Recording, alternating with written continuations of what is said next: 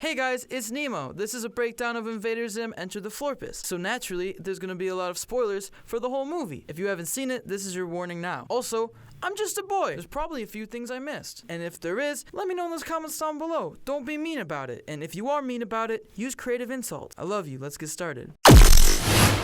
Invader Zim Enter the Florpus is finally here, and it does not disappoint. After more than a decade of being off of the air, this movie managed to capture the original magic of what made Invader Zim so weird and so perfect, as well as refreshing it and updating it just enough to keep the entire thing feeling very fresh and necessary. Invader Zim is definitely the definition of a cult classic cartoon. Despite being cancelled way too soon in just its second season, Invader Zim still managed to have and grow a pretty massive cult fan base. You know, a show had an impact when it's still selling merchandise in stores despite not being on television at all. So when it was announced a while back that they were making a movie sort of reboot continuation of the series, people were definitely excited, and despite having to wait a very long time, we finally got it. The movie does an incredible job of capturing everything that makes Invader Zim Invader Zim, but there's no doubt after 10 years there's going to be some differences. So today I wanted to take a look at Enter the Florpus and give you guys a rundown of what these changes were, what's different about this movie than the series, and also little things and details throughout the movie you might have missed. Welcome back to the Roundtable. I'm Nemo, and guys, this is a breakdown of Invader Zim Enter the Florpus.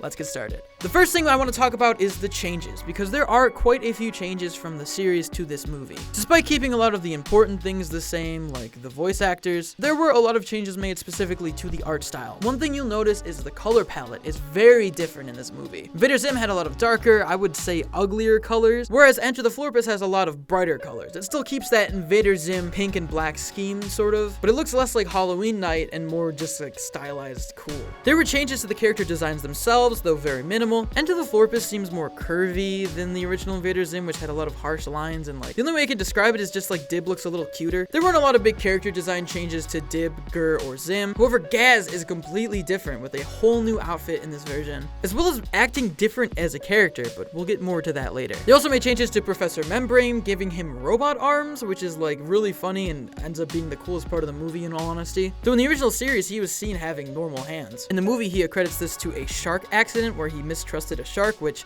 I guess is canon now, and I just love it. The tallest are the same, but the Urkin symbol is a little different. Again, just tiny little changes. Now let's talk about the comic influences. The first 20 minutes of this movie are based heavily off of the comic series that Invader Zim had, and is still going on. The whole sequence of Gaz going up to Dib's room to check on him, Zim hiding in the toilet for all those years, even little things like the tallest confusing him for Invader Jim, that all happened in the comics. Those are like direct adaptations. There are little differences though. In the comics, he contacts the tallest and knows his plan. However, in the movie, he contacts the tallest from his base and forgets his plan famously. Zim's plan, which he refers to as Phase 2 throughout the movie, reminds me a lot of Plan Z from the SpongeBob movie. I'm not saying they ripped him off or that they're even like inspired by each other. I just think they're kind of interesting parallels. Speaking of the opening scene, especially if we're talking references, when Gaz goes up to Dib's room, I don't know if this is intentional or not, and maybe it's because it's Netflix, but I get like heavy upside down vibes from this sequence. The hazmat suit and the particles floating in the air. Again, I don't know if this is a direct reference. This could have just been from the comics, but I wouldn't be surprised if they threw a nod to Stranger Things here. Alright, now let's break down the movie itself, the bread and butter baby, because there are a lot of hidden details and little jokes and references in here that I couldn't even catch on my first viewing. The movie starts with a very apparent anime style intro, which fits Dib's whole persona. The fact that he thinks he's a greater hero than he is. The characters are hyper detailed, they're super complex. Dib just looks like an anime character. It's the best way to start the movie. Membrane's first introduced cooking the family dinner, which honestly is very fitting because most of the times we've seen Membrane, he's been cooking them dinner. However, it's interesting to note he's actually there in person this time, whereas throughout the series a lot Membrane would just be in a computer feeding them like beans or something. Also, a little thing to note, the robot that feeds them food is voiced by the iconic Justin Roiland of Rick and Morty fame. Studio 3000 hopes you love what I have made. Also, what is love?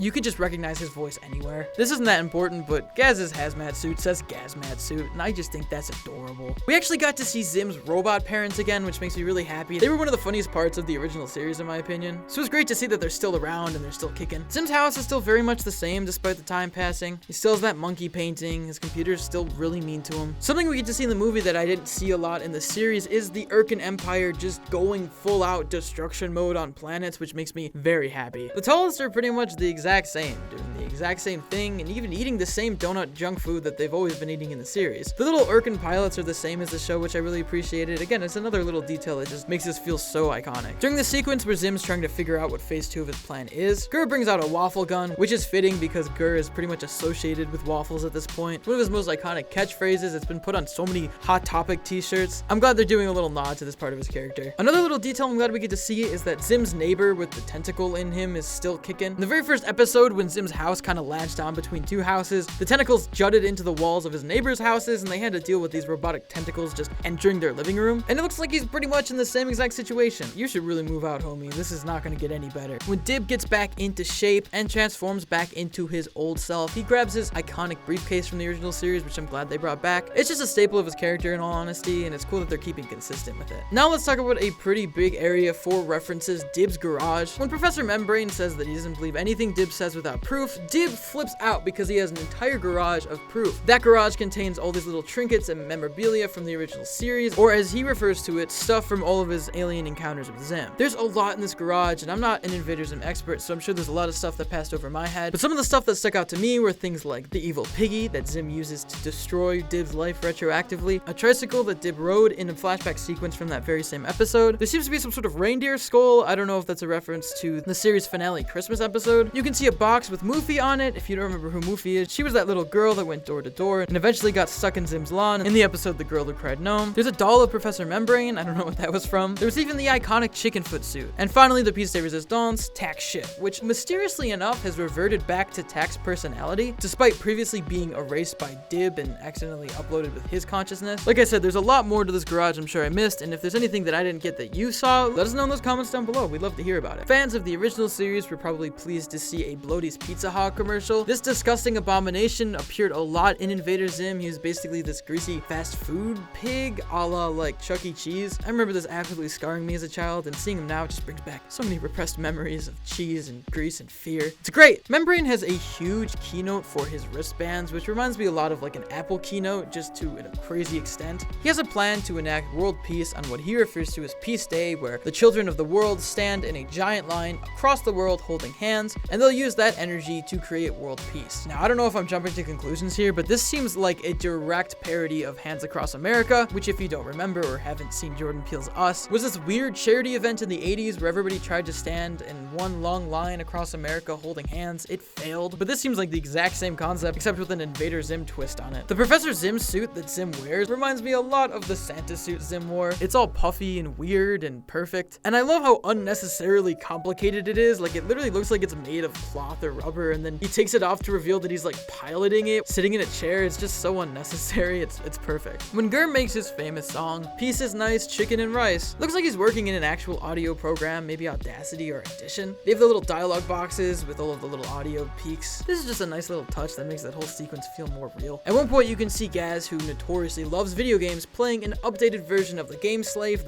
4. This is a great little touch because originally she would always play the Game Slave 2, and that was like the early 2000s. Now she's moved on to the Game Slave 4, which is obviously like a PS4 reference. You can even see the original Game Slave in the garage. It's just a nice touch. But speaking of Gaz arguably had the biggest change from the series to the movie. In the show, Gaz is unfeeling, cold, and barely opens her eyes. But in the movie, she opens her eyes quite a lot, talks a little more emotionally, and even has an emotional heart-to-heart with Dib in Moving 10. I don't know why her character changed so much. Maybe it was just necessary for the story. And overall, she's still the same Gaz, but there's definitely just a noticeable difference if you watch the original series. Speaking of Moving 10, this actually comes from the comic series. It was mentioned in issue 1, and they actually visited in issue 34. The entire prison is operated by Galaxies, which is a gelatin-based species obsessed with right angles. Makes sense, like this whole prison is made of right angles. The prison is composed of numerous interlocking square components, and it's a for-hire prison, which means people can just lock people up in there for a price, which explains how Zim manages to lock Professor Membrane in there, despite him not committing any crimes. It's really cool that something from the comics made it into the movie yet again, and this is such a cool concept that I'm glad they were able to translate it to the big screen and fit it into the story in a natural way. Tack's ship is probably the most interesting part of this movie because it's the least explained. Like I said before, for some reason Tack's personality is back in it, and the ship is also still broken, which isn't really explained because the last time we saw it, it was in the last episode and it was operated by Gaz. It seemed to be working fine. Something must have happened from the series to the movie, or maybe they're just retconning all of the times that Dib operated the ship. I'm not entirely sure. One thing is for sure though, they definitely had had big plans for the ship. According to the wiki, had the series continued its original run on TV, it is unknown whether or not the ship's creator, Tak, would have come back for it. In the canceled TV movie Invader Dib allegedly would have gone to Urk in an attempt to take the planet over, and it's likely that he would have used Tak's ship to get to the Urkan homeworld. So we could have seen a lot more use of this ship, especially with Dib traveling across the galaxy. It marked a pretty big change for the show, and the show got a lot more interesting when it was introduced. It's so sad that it was canceled just shortly after that. However, it's great to see that it's being utilized in the movie. Another little detail that's interesting to note is that all the kids in the background are like the kids from the original series. They all seem to like come back in different ways. We even get a little Keith cameo. If you don't remember, Keith is the kid who became Zim's bestest friend in the episode Bestest Friend. Zim eventually gets annoyed by Keith, tearing out his eyes and replacing them with new eyes. The whole thing is horrifying, and I don't know why this aired on children's television, but I sure watched it. Seems like Keith's doing fine now though. He looks happy. And finally, let's talk about the Florpus, which is a giant hole that gets created inadvertently when Zim transports directly in the path of the tallest. It is seen to create alternate dimensions and tear planets apart. Earth eventually gets sucked into the Florpus, and chaos ensues as they travel through multiple versions of their own dimension. So I want to take this very last segment to just look through all the different art styles they ended up using, because this is arguably the most artistically interesting part of the entire movie. One of the art styles appears to be hyper-realistic, akin to the anime-esque intro. One appears to be very sketchy, sort of like street art type, with like hard stiff outlines and prominent shadow lines. One art style is just extremely cute and like round. One version shows them as like robot cyborg things. One appears to be this very weirdly like abstract art style with like lines and shading. I don't even know what this is. One dimension is them as like stick figures, super simply drawn. Another one appears to be like really gross. This looks like Pig Goat Banana Cricket, if you have ever seen that show. At one point they're just skulls with flames. That's terrifying. This one where Dib and Gaz are Urkan and Zim is normal. Again, another cute little chibi art style. There's one where they're like live action, actual physical toy models. One where they're pugs. And finally, my absolute favorite, one that's just like stripped back storyboard animation. It seems like they just really went ham in this final segment, using as many different styles as they could. It reminded me of Gumball when Gumball did this. At this point, it's almost a trope, but I just love when cartoons do this. It's just like visual crack. As an Invader Zim movie, Enter the Florpus does an incredible job of telling a big, grand story that's both satisfying and true to the original series. In this movie, we finally get to see both Zim succeed in taking over the world and Dibs succeed at saving the world, in a situation where the stakes are higher than they've ever been in the entire series. And that's, I think, worthy of a movie. It's incredible that the creators and the people who worked in this movie were able to slip back into this insane world without missing a beat. It doesn't feel like they're trying too hard to be like the original or like they've lost their touch at all. It's just an incredible movie, and if you're a fan of Invader Zim, you need to see it. Heck, if you're a fan of animation, if you're a fan of good movies, just watch it. It's on Netflix. Come on, man. I don't know what the future of Invader Zim is. I don't know if there's going to be another movie or another series or just more comics, but either way, this is a pretty satisfying continuation, and I'm glad Jonan and his team were able to stick the landing here. And I hope I showed you guys some stuff that maybe you didn't see on your first watch of the movie. But regardless, I turned the question to you. What did you guys think of Enter the Florpus? Did you like this movie? Did you hate it? Let us know in those comments down below. Tweet to us at Roundtable Vids or me at @ItsRetroNemo. If you want to consider helping out the Roundtable, you can support us on Patreon and get exclusive access to scripts and avatars. As always, if you enjoyed this video, make sure to give it a like, share it, and subscribe to the Roundtable for more incredible cartoon content. As always, guys, I'm Nemo. This is Invader Zim Breakdown, and I'll see you next time. Peace.